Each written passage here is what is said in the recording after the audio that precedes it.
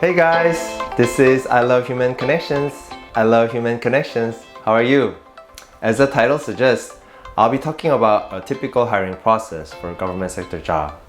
And then I'll talk to you a little bit about why I have created this channel. Let's get into it. I used to work for private companies for about 8 years. While I was working at the last private company, I was wondering with the questions like, why am I working so hard? Who's getting all the benefits? And do I have a passion for this job? Also question myself, what do I like? What am I passionate about? While I was thinking about all these kind of questions, my inner mind recalled and empowered me with an answer. People. I like people. I love human connections. Then I tried to look for a workforce where there are lots of benefits to people and my work can be benefit to lots of people. And I found out that government sector job will do the job. Then finally, I got a job interview opportunity in October 2006. Before I get into more details about my experience, let me talk to you about a typical interview process and how it works. There is a listing interview, which we could call it the first interview, and there is a actual job position interview, which we could call it the second interview. For this listing interview, you want to get your name listed. And based on your interview scores from the interview, your name will be listed. And whenever there is a job opening available, they will use this list to offer candidates for the second interview opportunity. Going back to my story, my interview for the listing interview that I took in October 2006, I got a score of 85. I thought it was pretty good, but I didn't get a single call for the second interview opportunity. I was not reachable. What I mean by that is there are just too many people who score better than me, which was 85. Then I took another listing interview in March 2007. About 6 months after the first one. Guess what? I got a score of 95.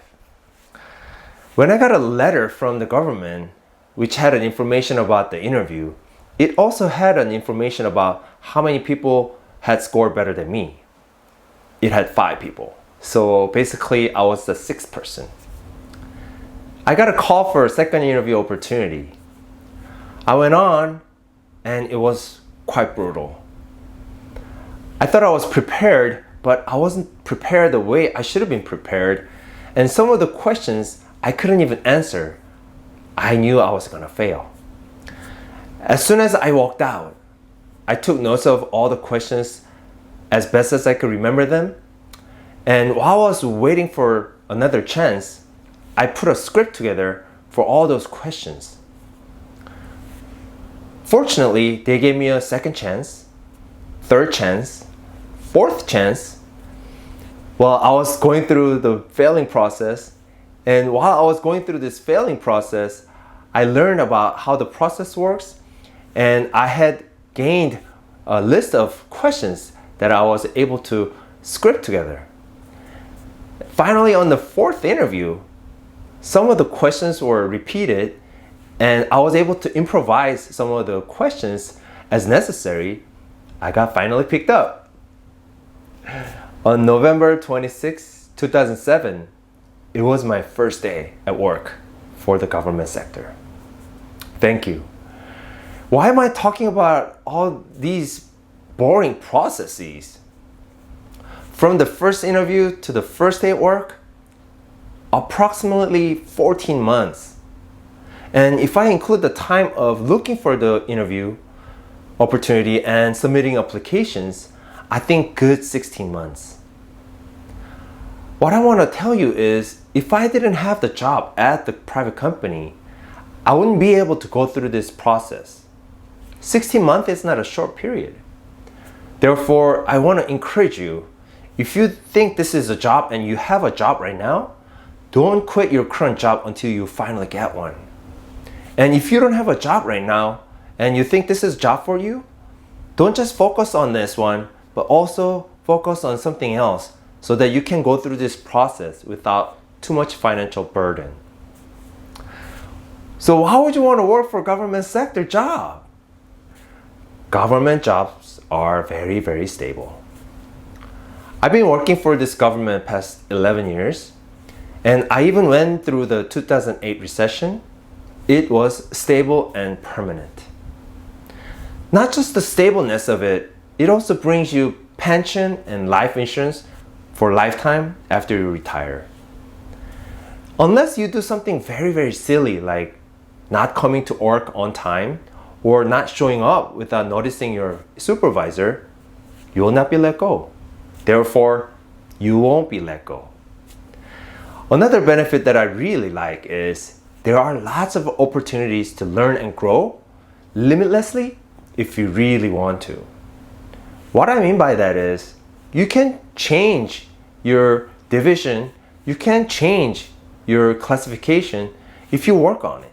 And you can move to a different division and learn something new if you really want to. Or you can stay in one position however long you want. I want to summarize what I have just talked about. So it took me about 16 months, and it could be shorter or it could be longer, but I encourage you keep your current job. And while I was going through this process, I was lost, confused, and wanted to give up so many times. But just one thing that I reminded myself was that I didn't want to continue working at the private company forever. Glad I didn't quit, and I got the job at the government. And by sharing this information with you, I could encourage you to apply for a government sector job. If you think this is a job for you, please start applying. This is a prime time applying for a job at the government sector. I could explain to you about this in a future episode.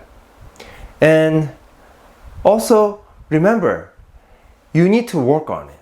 There's nothing free that you cannot gain without sacrifice. Now, can I talk to you about why I have created this channel? I created this channel because I wanted to share experiences that kind of required time and money. So to buy time and money for people who listens and watches my content. My mind is pretty damn simple. I like people and I love human connections. I want to share my understanding of people gradually increased as I gradually understood myself better. I have explanations for everything I do the way I do, and I know that everybody has similar kind of explanations for why they do the way they do. Therefore, if I can understand myself, there are always to understand others, and that's how I related to people, and it even expanded to people with different nationality, sex, marital status, age, disabled. Any that pose artificial barriers between the people didn't matter. They are all connected. That's why I love all the human connections. Yes, now that I want to cap my episode, and I want to encourage you, if you have any question about my content, please leave them in the comment box, and I'll follow up with a response as best as I can, and also follow up with more episodes in the future about more specific areas of what I have discussed in my content today. And thank you, and have a great day. Bye bye. I love human connections.